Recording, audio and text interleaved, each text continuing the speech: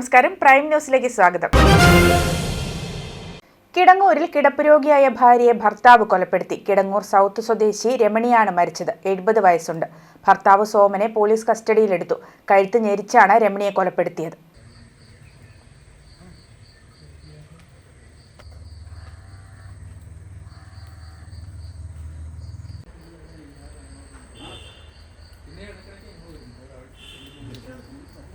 കല്ലുകൾ കെട്ടുന്ന ഈ കൈകളിൽ ചെണ്ടയും വഴങ്ങും. ഇടുക്കി രാജകുമാരി നടുമറ്റം സ്വദേശിയായ അപ്പച്ചാപ്പറമ്പിൽ ഷൈൻ 40 വർഷമായി ചെണ്ടയിൽ വിസ്മയമുണർത്തുന്ന കലാകാരനാണ്.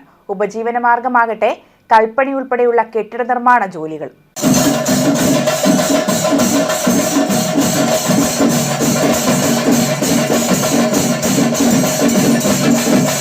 നൂറുകണക്കിന് ശിഷ്യഗണങ്ങളുള്ള ഒരു ചെണ്ട വിദ്വാനാണ് രാജകുമാരി നടുമറ്റത്തെ ഷൈൻ ആശാൻ. കേരളത്തിലും തമിഴ്നാട്ടിലും ഉത്സവവേളകളിലും പെരുന്നാളുകളിലും ചെണ്ടമേള നയിക്കുന്ന ഈ കലാകാരൻ ചെണ്ടയിൽ വിസ്മയം തീർത്ത് ആസ്വാദകർക്ക് ഹരം പകരും.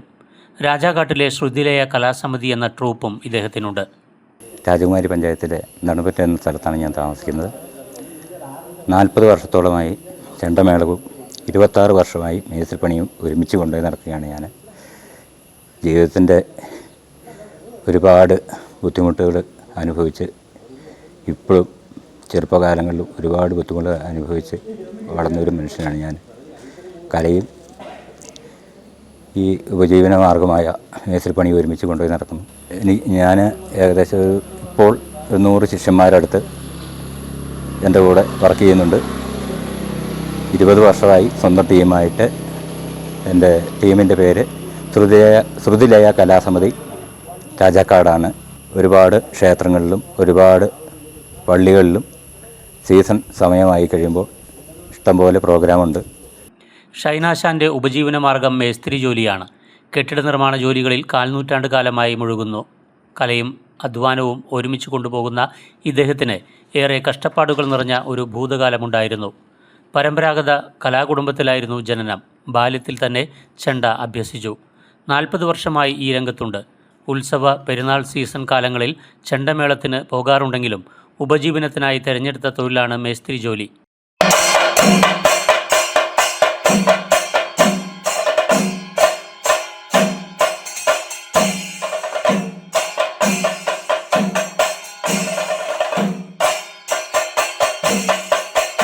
ഏറെ അധ്വാനം വേണ്ടിവരുന്ന തൻ്റെ ജോലിക്കിടയിലും കലയെ ഹൃദയത്തോട് ചേർത്ത് വെച്ച് മറ്റുള്ളവരെ പരിശീലിപ്പിക്കാനും ഷൈനാശാൻ തയ്യാറാകുന്നു.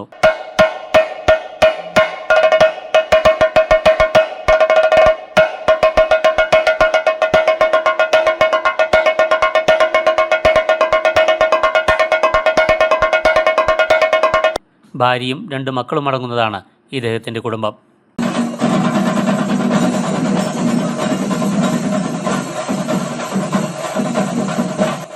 ദൃശ്യ ന്യൂസ്, ഇടുക്കി.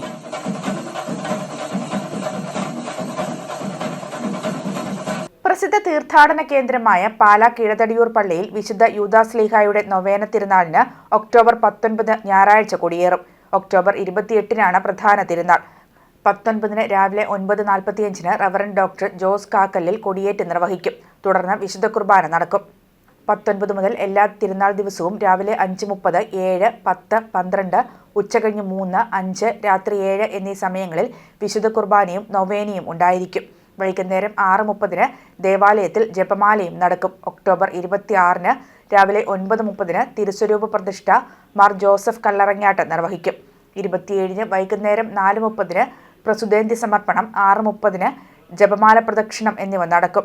പ്രധാന തിരുനാൾ ദിവസമായ 28 പുലർച്ചെ 5:15 നെയ്യപ്പ നേർച്ച നടക്കും.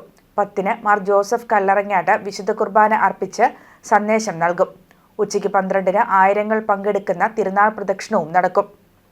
വികാരി father Thomas Punnathanath, father Mathew Vennayappillil, father Sebastian Alappattukunnel, കൈക്കാരന്മാരായ professor K Tomy Kattuparayil, professor KC Joseph Koonamkunnel, Joji George, Tomy Sebastian തുടങ്ങിയവർ നേതൃത്വം നൽകും. തിരുനാൾ ആഘോഷത്തിനുള്ള ഒരുക്കങ്ങൾ പൂർത്തിയായതായി പള്ളി വികാരി ഫാദർ തോമസ് പുന്നത്താനത്ത്, കൈക്കാരന്മാർ, ആഘോഷ കമ്മിറ്റി ഭാരവാഹികൾ എന്നിവർ വാർത്താസമ്മേളനത്തിൽ അറിയിച്ചു.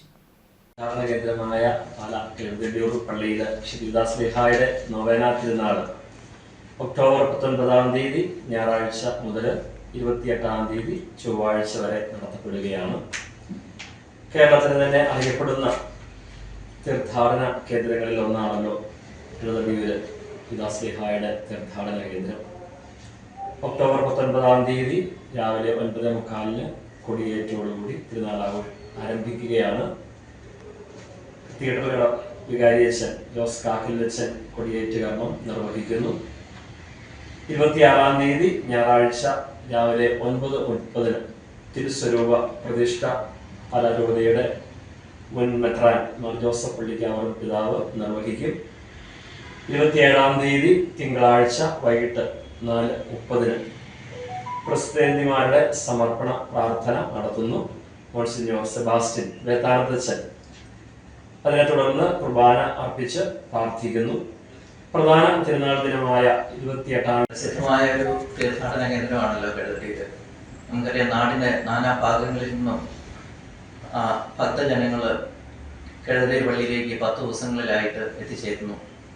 അപ്പോൾ പള്ളിയിലെ പ്രോഗ്രാമിനെ പറ്റിയൊക്കെ ഉള്ള വിവരങ്ങൾ സമൂഹത്തിൽ എത്തിക്കുന്നതിന് വേണ്ടി മാധ്യമ സുഹൃത്തുക്കളുടെ സഹകരണം ഞങ്ങൾ വിനീതമായി അഭ്യർത്ഥിക്കുകയാണ്. സർക്കാരിൻ്റെ വിവിധ ഏജൻസികൾ, പോലീസ്, ഫയർഫോഴ്സ് തുടങ്ങിയ ഏജൻസികളുമായിട്ട് ഞങ്ങൾ സംസാരിച്ചു. എല്ലാ ഡിപ്പാർട്ട്മെൻറ്റിനെയും കോർഡിനേറ്റ് ചെയ്തുകൊണ്ടുള്ള ഒരു സമ്മേളനമാണ്, ഒരു തിരുനാളാണ് നടക്കുന്നത്. തിരുനാളിൽ ഭക്തിക്കാണ് കൂടുതൽ പ്രാധാന്യം. കല്ലാർ അണക്കെട്ടിന്റെ ഷട്ടറുകൾ ഉയർത്തിയതോടുകൂടി അപ്രതീക്ഷിതമായി ഒഴുകിയെത്തിയ വെള്ളം മേലെ ചിന്നാർ, ബഥേൽ, പെരിഞ്ചാംകുട്ടി മേഖലകളിൽ വൻ നാശനഷ്ടമുണ്ടാക്കി. നിരവധി വീടുകളിലും വ്യാപാര സ്ഥാപനങ്ങളിലും വെള്ളം കയറി. നിർമ്മാണത്തിൽ ഇരുന്നത് ഉൾപ്പെടെയുള്ള പാലങ്ങളിൽ പലതും ഭാഗികമായും പൂർണ്ണമായും തകർന്നു. പുലർച്ചെ 4 മണിയോടുകൂടിയാണ് കലിതുള്ളിയ ചിന്നാർ പുഴ കരകവിഞ്ഞൊഴുകിയത്. കല്ലാർ അണക്കെട്ടിൻ്റെ ഷട്ടറുകൾ അപ്രതീക്ഷിതമായി ഉയർത്തിയതാണ് ചിന്നാർ പുഴ കരകവിയാൻ കാരണമായത്.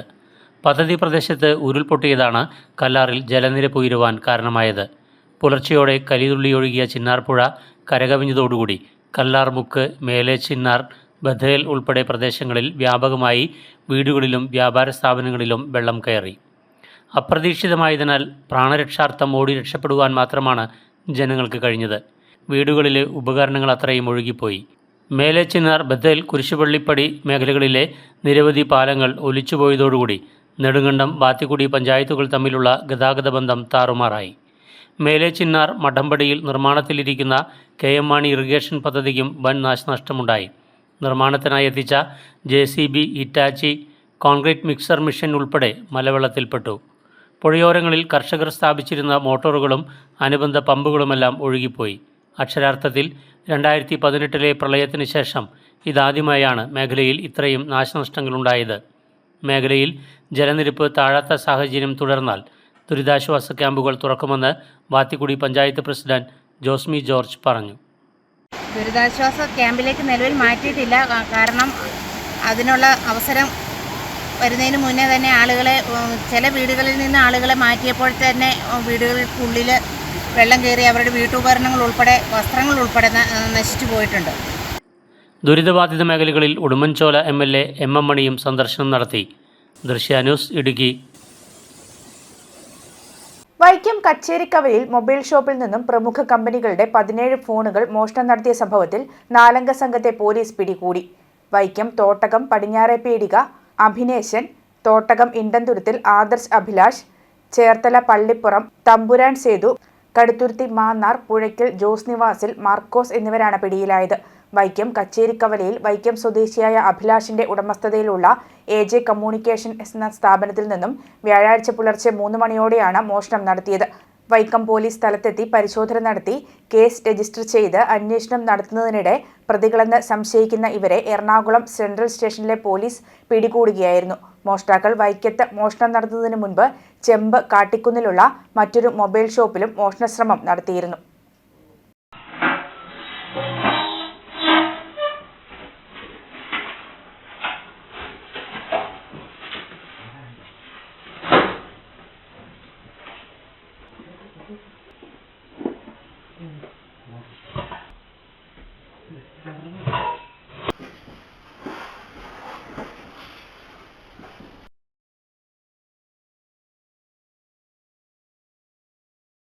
പള്ളുരുത്തി സെന്റ് റീത്താസ് പബ്ലിക് സ്കൂളിൽ മുസ്ലിം പെൺകുട്ടി ശിരോവസ്ത്രം ധരിച്ചു എന്നത് വലിയ വിവാദമാക്കി കേരളത്തിൽ മുസ്ലിം ക്രിസ്ത്യൻ വിരോധം വർദ്ധിപ്പിക്കുവാനും വേർതിരിവ് സൃഷ്ടിക്കുവാനും അതിലൂടെ ബിജെപിക്ക് നേട്ടമുണ്ടാക്കുവാനും സ്കൂൾ PTA പ്രസിഡന്റും BJP സംസ്ഥാന വൈസ് പ്രസിഡന്റും ബോധപൂർവം സ്കൂൾ മാനേജ്മെന്റിനെ ഉപയോഗിക്കുകയായിരുന്നുവെന്ന് തൃണമൂൽ കോൺഗ്രസ് സംസ്ഥാന ചീഫ് കോർഡിനേറ്റർ സജി മഞ്ഞക്കടമ്പിൽ ആരോപിച്ചു.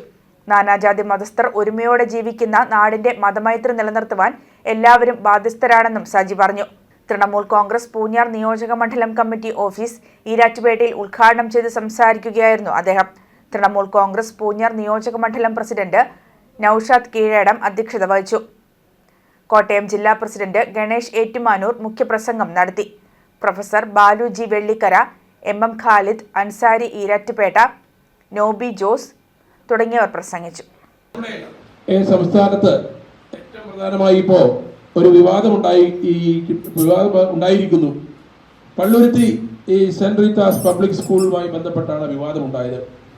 ആ വിവാദം ഉണ്ടാക്കിയത് സത്യത്തിൽ അതിന് തിരികൊളുത്തിയതിന് പൂഞ്ഞാറുകാരനായ ഒരു വർഗീയവാദിയാണ് എന്ന് പറയാതിരിക്കാൻ നിർവാഹമില്ല.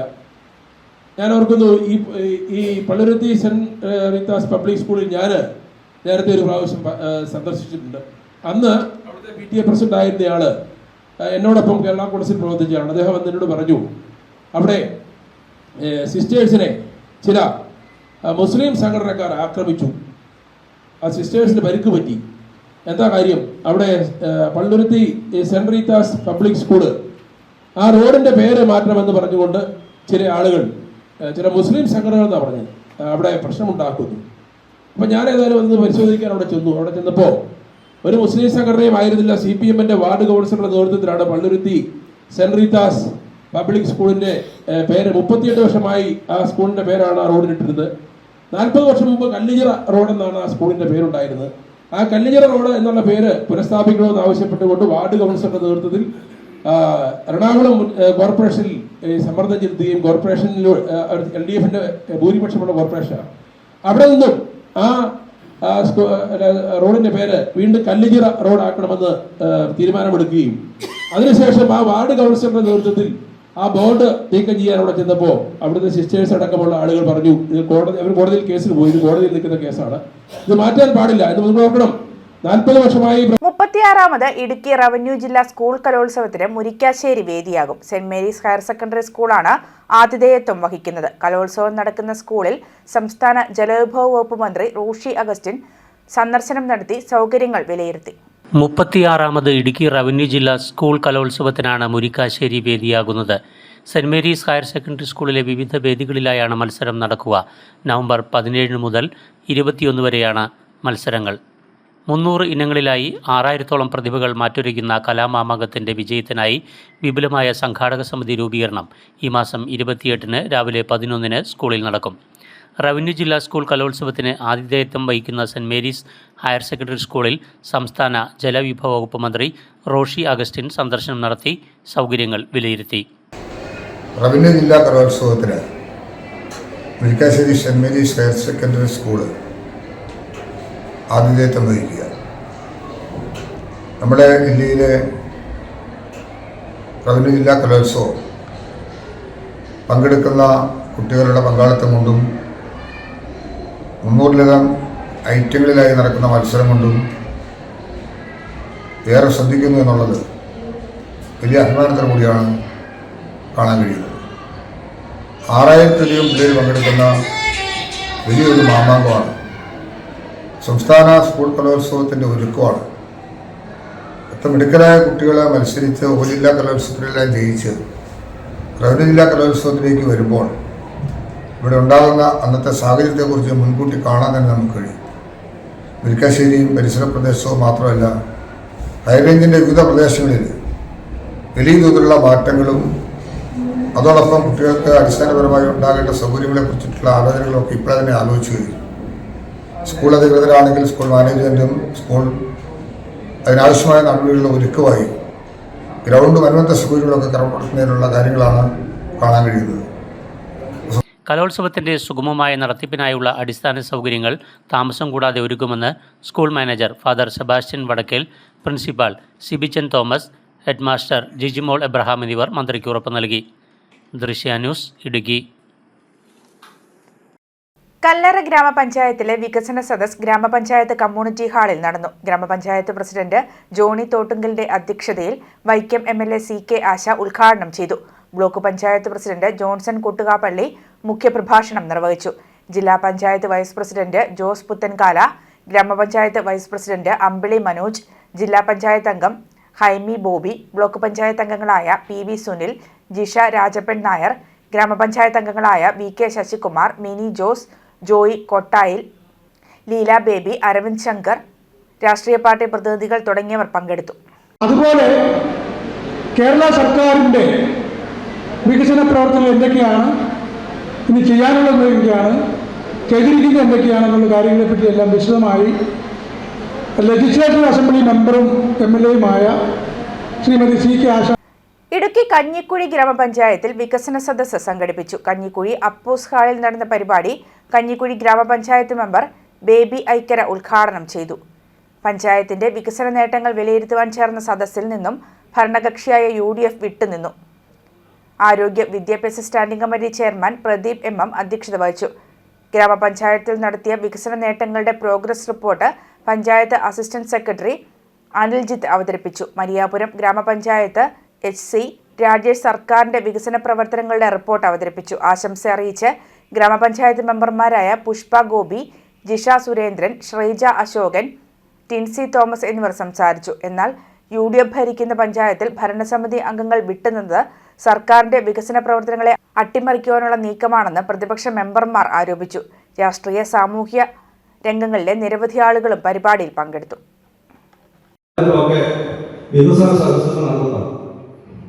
ഒരു കാലഘട്ടത്തിലും നടക്കാത്ത രീതിയിൽ കേരളത്തില് വികസനങ്ങൾ നടന്നിട്ടുണ്ട് എന്നുള്ളത് ആർക്കും വിശ്വസിക്കാൻ പറ്റില്ല. പിന്നെ ചില ചെറിയ ചെറിയ പ്രശ്നങ്ങൾ 100% വ്യക്തിപരമായിട്ട് ജനാധിപത്യത്തിൽ ഒരു ഭരണ സംവിധാനം നടത്താൻ പറ്റത്തില്ല. ഈ അടുത്ത ഗവൺമെന്റുകൾ പല ഗവൺമെന്റുകൾ മാറി മാറിയൊക്കെ നമ്മൾ കണ്ടിട്ടുണ്ട്. അതിൻ്റെ വെച്ച് നോക്കിയാൽ നമ്മുടെ കഴിഞ്ഞ 8-9 people's foundation community empowerment project സമർപ്പണവും പദ്ധതി പ്രഖ്യാപനവും ഒക്ടോബർ 19 മുണ്ടക്കയത്ത് നടക്കും. ഉച്ചകഴിഞ്ഞ് 3:30 പുത്തൻചന്ത KSRTC ഗ്രൗണ്ടിൽ നടക്കുന്ന പരിപാടി ആന്റോ ആന്റണി MP ഉദ്ഘാടനം ചെയ്യും. അഡ്വക്കേറ്റ് സെബാസ്റ്റ്യൻ കുളത്തുങ്കൽ MLA മുഖ്യപ്രഭാഷണം നടത്തും. JIH Kottayam president PM Muhammad Ibrahim അധ്യക്ഷത വഹിക്കും. People's foundation vice president M Abdul Majeed പദ്ധതി വിശദീകരണം നടത്തും. പ്രൊജക്ട് ജില്ലാ coordinator AM Alikutty, area coordinator VMA Kalam, community empowerment project Mundakayam secretary Anvar Basha എന്നിവർ വാർത്താസമ്മേളനത്തിൽ പങ്കെടുത്തു. നാളെ ഈ ഒക്ടോബർ 19 മുണ്ടക്കയത്ത് നടക്കുന്ന ഒരു കമ്മ്യൂണിറ്റി എംപവർമെന്റ് പ്രോജക്റ്റുമായി ബന്ധപ്പെട്ടാണ് നമ്മളിപ്പോൾ ഈ പരിപാടി സംഘടിപ്പിക്കുന്നത്. കേരളത്തിലെ അറിയപ്പെട്ട NGO കോഴിക്കോട് ആസ്ഥാനമായി പ്രവർത്തിക്കുന്ന ജമാഅത്ത് ഇസ്ലാമി പ്രൊമോട്ട് ചെയ്യുന്ന പീപ്പിൾ ഫൗണ്ടേഷൻ എന്ന NGO ആണ് ഈ പരിപാടി സംഘടിപ്പിക്കുന്നത്. പീപ്പിൾ ഫൗണ്ടേഷനെ സംബന്ധിച്ച് നമുക്കൊക്കെ അറിയാം, പതിറ്റാണ്ടുകളായി കേരളത്തിൽ അങ്ങോളം ഇങ്ങോളം സജീവമായ സാന്നിധ്യം അറിയിക്കുന്ന ഒരു റിലീഫ് സംവിധാനമാണ്. കഴിഞ്ഞ വർഷങ്ങൾക്ക് മുമ്പ് ഇവിടെ നടന്ന വെള്ളപ്പൊക്കത്തിൽ പീപ്പിൾ ഫൗണ്ടേഷൻ്റെ ഒരുപാട് സഹായം നമ്മുടെ നാട്ടിൽ നമ്മൾ ചെലവഴിക്കുകയുണ്ടായി. സ്വയം തൊഴിൽ രംഗത്ത് തന്നെ 52 ലക്ഷം രൂപ ഈ വെള്ളപ്പൊക്കവുമായി ബന്ധപ്പെട്ട് ഇവിടെ നമ്മൾ ചെലവഴിക്കുകയുണ്ടായി. മുണ്ടക്കൈ ഉരുൾപൊട്ടലുമായി ബന്ധപ്പെട്ട് വീടുകളും ജീവിത സൗകര്യവും നഷ്ടപ്പെട്ട മനുഷ്യർക്ക് വേണ്ടി വിപുലമായ റീഹാബിലിറ്റേഷൻ സംവിധാനം നമ്മൾ നടത്തിക്കൊണ്ടിരിക്കുന്നുണ്ട്. വീടുകളുടെ നിർമ്മാണം, ഗ്രാമങ്ങൾ തന്നെ താമസിക്കാനുള്ള ഗ്രാമങ്ങൾ തന്നെ മുണ്ടക്കൈ ഉരുൾപൊട്ടലുമായി ബന്ധപ്പെട്ടവിടെ നമ്മൾ നടപ്പാക്കിക്കൊണ്ടിരിക്കുന്നുണ്ട്. കോട്ടയം ജില്ലയിൽ തന്നെ കോട്ടയം ഇല്ലിക്കൽ 10 വീടുകൾ പീപ്പിൾ ഫൗണ്ടേഷൻ്റെ കീഴിൽ വീടില്ലാത്തവർക്ക് വേണ്ടി നമ്മൾ ഉണ്ടാക്കി കൊടുത്തു.